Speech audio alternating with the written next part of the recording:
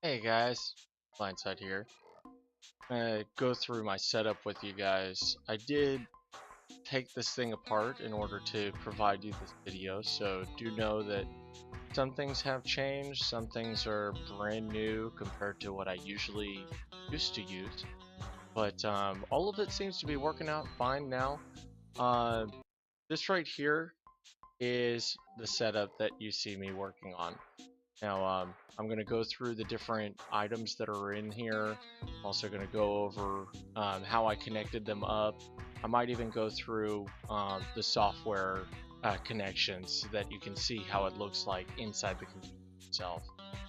So let's start off with naming a few of the things. First of all, we have the AverMedia Live Gamer Portable Capture Card. As you can see, this is the C875. It costs $150 or so. So that's the capture card itself. That gets me the games going directly to you guys.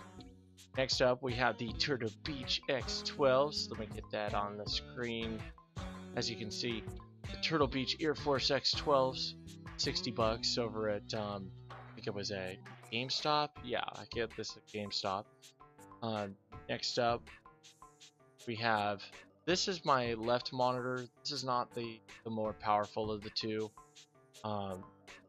That is the Dell E28 or 228 WFP, blah blah blah. As you see there, it actually, I got it from a friend when he was, so you have that he gave it to me. Yes, I actually was able to improve on my stream already before ever getting anything else. Next up, we have the uninterruptible power supply. I don't have any information on this. I got this back when I was working at an electronics supply store, and as you can see, all it is an uninterruptible power supply. It's got a battery in it, so that if the power goes out, or at least when it browns out, then the power will not dip to a point where the computer cannot run, and therefore it stops the service from being interrupted, and hence the name. So next up, you have the Kinect camera. This right here I'm actually using right now. As you can see, this is what I'm using to stream with you guys. I got it at the time of the system of the Xbox 360, so I can't remember exactly how much it cost, let alone when I got it. I know I got it over at GameStop, but aside from that, I have no idea. So next up, we have, this is the Asus monitor. This is the beauty that actually controls everything. As you see here, this is the Asus VH238H. It's a 23-inch. It has HDMI input. It has DVI input, VGA, if I remember right, and that cost me $190 from Newegg.com. And the cords that you see through each one of these screens is actually the ones that are actually the ones that get directly connected at the first time. So that makes it a little bit easier for you as well, if you did want to use this setup for your own. Next up, we have the Xbox 360 itself. Now, I got mine refurbished, so as you can see, I still kept the stickers on there just for the hell of it. This cord that you see here, when I made the video, I had it connected up and just for audio, and I found out that I really need it, but I did change it with something else, so I'll show you guys that through the line. Got the Xbox powered brick, Ethernet, a short HDMI cable. Don't need very long, since the AverMedia is actually going to be right there next to it. This right here is actually my speaker that I'm using right now. I used to use an entire stereo system. I don't use it anymore. I just decided, you know what, let's go a little bit simpler. So I got this one, and it's got a USB input, as you can see on the edge. And then this right here is just a male-to-male 3.5 mil. So this right here is the beast. This is the tower. As you can see, this is a Cooler Master Storm Scout, a very big PC. This is, I guess, considered a mid-sized tower. Yeah, mid-sized tower. I've got a few images of these right here in the later. But you got the Ethernet cord. Inside this thing is an Intel Core i7 2600. You got all this information here, so you can look at it for yourself. You can pause the video and you've got that. As for the memory cards, as you can see, these are Michigan Enhanced Redline 8 GB, and I've got 2 4 gig cards in there. Was there anything else on this thing? You got the graphics card. That's definitely an important one for you, and you got the motherboard. So those right there give you the beauty of the beast. I don't know if I had the cooling in here, but the cooling system is actually added by way of it's a surface mount water cooled machine. I got it after all the kinks had been taken care of by other people who have tried them out. It was a factory aftermarket thing that I ended up getting. I got all of my system built by one of my friends, and loved it every minute of it. It's an excellent system, great gaming PC, and what's more to like on it? So this right here is the ergonomic keyboard. I like it just because it's simple. It was about, if I remember right, it was about like 50-60 bucks, but I got it from the Specialties Computer Store on discount. Though this one has some issues now. I'm probably going to be changing it fairly soon. Like the Y and the J keys require an extra hit in order to actually make anything. But aside from that, a very nice keyboard in itself. This right here is the Razer Diamondback. Now I don't have anything on it in the way of the list for the setup, but the Razer Diamondback mouse, if I remember right, it has an 1000, maybe 800 DPI on it, and it has as you can see, you have 2 buttons here. Let's see. Yeah, we've got 2 buttons on this side and 2 buttons on the other side. It really isn't much in the way of a mouse, but it does what it needs to for me. Next up, there's just the tower, so you can see it with the case on it. And from the back, it has 2.0 and some 3.0 slots for USB, and the card has 2 DVI ports. Now the 2 DVI ports are actually very important because both monitors need to run on DVI. I didn't want to work with VGA, so that, I guess, I just wanted to show you guys a little bit more in depth. As you can see, you've got some audio in, audio out, subwoofer if you wanted to push it. This right here is the table that I'm working on. This is just the back, so you can see I've got a surge protector here, but I've also got this line right here.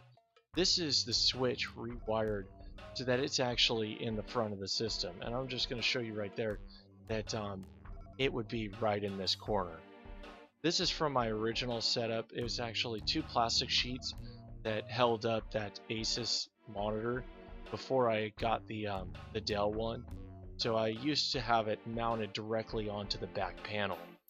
And this is a light bar that is screwed into the top. And you get your little keyboard and your mouse pad. So this right here is the first point, the first step in putting everything together, is just place the monitors where you want them to be, and then put the keyboard and the mouse in position. So all I did was I took the keyboard and the mouse and I wired them in through the back. There's a few of these holes in the back of the machine that took care of that. Then you have these right here these monitors, you can connect the DVI and the power connections already to it. I think I even put the cord for the HDMI into this one already in order to make it easier once we finish up. Yep, there it is. So this is the HDMI cord. It's a fairly long one compared to the other one. It's a really short cable. So nothing really big aside from just taking those and then putting them into the back hole here. This right here, as I showed you before, this is the speaker, and now would be a good time to connect that up. Now I did change it a little bit afterwards for the audio cable, but those are fine just going to it for now. And I figured something missing right about now. Oh, there we go. We needed our Mountain Dew. So this right here, nobody needs to worry about this. This is just a brick. So this is a cooling fan that I have at the moment for the Xbox 360. I never really had anything aside from a side fan. I hope to get one in the future. So on the top of the of this computer table, you have the I know you can't see it that well, but down in that area below me is I can actually go and get rid of that window capture for now. So you have this right here, this fan going directly into the Xbox 360 so that it keeps it cool. Then you got the power brick. Now the power brick has a cord that's a little bit long, so this ends up on the ground or hanging, one of the two. Then you can just put the AverMedia up here already and the Kinect camera and the games. I just felt like let's go there already. So from the back of the machine, you see that you already have a lot of cords starting to show up. Don't worry about it. It's not that big of a deal. The majority of them are pretty straightforward as to how they go on. So this right here, we have you can already connect the power block to itself, and this, you got your Ethernet cord, your HDMI cord, and this is actually a separate thing that I got now, but this was originally the RCA cord, HDTV cord, and I have changed it. I'll show you guys that later on. So actually, right now, so this right here, this cord that you see at the bottom, this is connected directly into the Xbox and goes to a block from Turtle Beach. This I got from from GameStop, and GameStop had it for maybe 25 bucks for all I remember, and that goes directly into a left and right cable to stereo. And then this right here is a splitter because Mrs. Blindy needed to be able to hear her games without having to fiddle with all this stuff over on the PC. So I just made it easier. So when the computer or when the Xbox goes on, it directly will turn on to the audio. And this also allows for, if I unplug the headset, it'll directly go right to the speakers, so she doesn't have to worry about that either. This right here is just showing you that the HDMI is going directly from the Xbox to the AverMedia in, and then you can already plug in the AverMedia out at this point, and your USB to PC. Now that AverMedia out was actually coming directly from the monitor. So the monitor that we connected in the back from the Asus, that wire just goes directly in. And I think this one was just basically showing you, yeah, just the power cord, the power connection going into the system of the brick. So everything that is secondary to the PC. PC itself is going to the power strip at the bottom.